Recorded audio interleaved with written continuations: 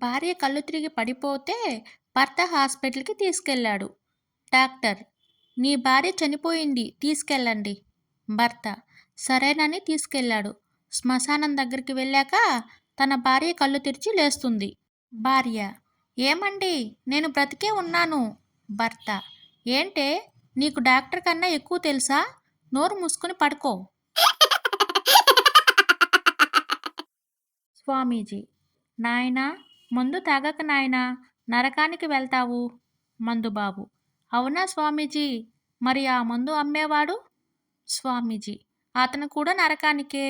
మందుబాబు: మరి ఆ చికెన్ ముక్కలు అమ్మేవాడు? స్వామీజీ: సందేహమే అక్కర్లేదు, అతను కూడా అక్కడికే వెళ్తాడు నాయనా.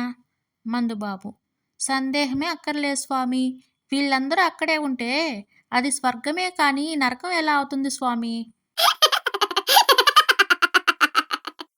భార్య: ఏమండి, నిన్న పక్కింటి ఆవిడ వాళ్ళ ఆయన కారు కొన్నారు, మీరు కూడా?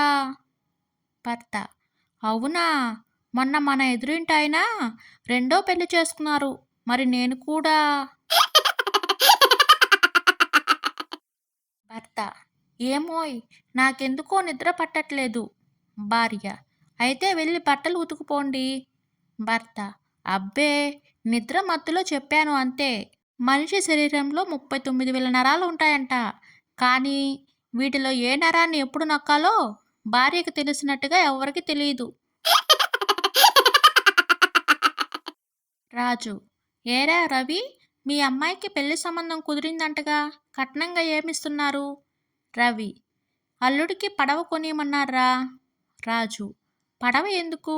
రవి: వర్షాకాలంలో సిటీలో ఆఫీస్కి వెళ్ళడానికి బైక్ కంటే పడవే ఉత్తమం అంట.